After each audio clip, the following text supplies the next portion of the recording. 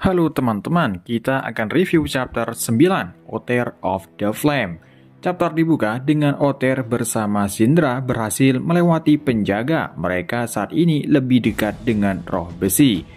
Phlegia berterima kasih kepada Itopyrko. Jadi sebelum mereka melakukan rencana ini, Itopyrko akan mengalihkan para penjaga dari posisi yang berbeda. Kita lihat para penjaga teralihkan dari Itopyrko. Kita kembali ke Otter. Syndra menjelaskan menurutnya di bawah tungku tidak bisa dijangkau karena panasnya yang luar biasa. Tapi di sana ada altar tempat pemujaan roh. Tiba-tiba keretanya mulai membeku. Ini membuat Otter dan Syndra terkejut. Otter berkomentar yang mendekatinya pasti membeku. Dan kita lihat tangga-tangga juga menuju altar tersebut ikut membeku. Namun tak lama kemudian penjaga datang dan tahu ada dua orang asing di sana. Otter berpikir untuk segera ke bawah, tapi Syndra ketakutan karena jika mereka ke sana mereka akan ikut membeku. Tapi Otter menenangkannya bahwa selama bersama dia, Syndra tidak akan membeku. Menurut Otter, pada kasus ini dia memiliki sebuah ide. Sementara para penjaga mulai mendekati mereka, berpikir Otter dan Syndra tidak bisa lari lagi karena jika mereka mendekati altar, mereka akan ikut membeku. Kemudian kita lihat Otter menyentuh keretanya agar tidak membeku, sedangkan Syndra menaiki kereta tersebut. Otter berkomentar kalau kata ayahnya, es yang baru membeku itu yang paling licin. Jadi Otter menggunakan kereta tersebut turun ke bawah dengan cepat. Otter dan Syndra menaiki kereta melewati tangga yang baru saja membeku. Para penjaga terkejut apa yang dilakukan Otter dan Syndra. Dia berpikir untuk segera melaporkan ke atasan. Syndra berkomentar kalau ini membuat dia terkejut dan bertanya bagaimana cara untuk menghentikan ini. Otter berpikir untuk menggunakan sebuah tongkat tapi dia lupa untuk memikirkannya dulu dari awal.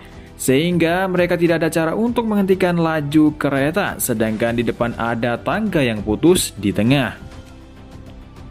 Kemudian Otter menemukan tongkat di kereta, tapi Syndra menyuruh Otter untuk melupakan itu, dan mereka harus lebih cepat agar bisa melewati tangga yang putus. Namun Otter menggunakan tongkat tadi, sehingga mereka melompat langsung ke bawah.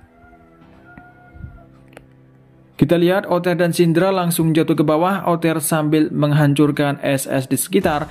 Jadi Otter melakukan itu sehingga pecahan-pecahan esnya terjatuh ke bawah dan menggumpal kembali menjadi es. Sehingga Otter menahan jatuhnya kereta dengan es yang sudah menggumpal tadi. Dengan begini Otter dan Syndra jatuh ke bawah dengan selamat. Otter berkomentar kalau mereka mendarat dengan mulus. Meskipun begitu, terlihat tangan Otter gemetar karena tadi dia yang menahan jatuhnya kereta. Sedangkan di tempat lain, kita melihat Bloodhorn, dia berbicara sendiri soal kalahnya Bezbel dan Adolf. Tak lama kemudian salah satu penjaga datang untuk melaporkan kejadiannya hari ini. Dia menyuruh penjaga untuk siagakan seluruh pasukan. Insiden di gudang makanan kemungkinan besar hanyalah pengalihan. Jadi jangan terlalu fokus untuk mengejarnya. Periksa garis pertahanan dan cari apakah ada penyusup. Sedangkan dia sendiri akan pergi ke tempat Otter untuk melihat apakah dia seorang hero atau hanya seorang bodoh. Kita kembali ke Otter. Otter dan Syndra akhirnya melihat altar pemujaan roh yang telah membeku. Jadi ini yang dimaksud bisa membuat sebuah senjata. Jadi mereka harus segera mencairkan esnya segera sebelum terlambat. Phlegia berkomentar kalau dia tidak mendengar suara dari roh besi lagi, tapi dia merasakan kekuatannya dari sini. Kemudian ada yang menyuruh mereka berhenti. Dia adalah Bloodhorn. Dia berkata untuk mengalahkan dia maka semua es akan mencair. Phlegia tampak bersemangat, sedangkan Otter sendiri berpikir kenapa dia tidak menyerang langsung dari belakang saja. Jadi dia bertanya-tanya kenapa dia tidak melakukan itu yang biasanya musuh atau seseorang akan menyerang lawannya ketika mereka lengah. Lalu Bloodhorn berkata kalau dia tidak bodoh langsung menyerang roh tanpa harus memastikan kekuatannya terlebih dahulu. Kemudian Otter mulai menyerang langsung menggunakan pedang Crimson. Kita lihat, Bloodhound menangkis serangan Otter dengan mudah. Otter terkejut serangannya ditangkis begitu saja. Di saat Otter mengayunkan pedangnya lagi untuk serangan keduanya, Bloodhound lagi-lagi menangkis serangan api dengan mudah. Tapi itu hanyalah pengalihan. Otter datang lebih dekat dan akan menyerang langsung. Dan kita lihat, Bloodhound menghantam Otter hingga terpental. Bloodhound berkomentar, terus lakukan itu, maka kau akan kehilangan lenganmu. Nama dia adalah Surul. Menilai gerakan Otter, tekniknya pasti memiliki guru yang bagus. Kemudian, Surul menyuruh Otter untuk mengenalkan diri sebagai pejuang. Otter berkomentar dalam hatinya, dia tidak seperti yang lain. Dia seorang pejuang.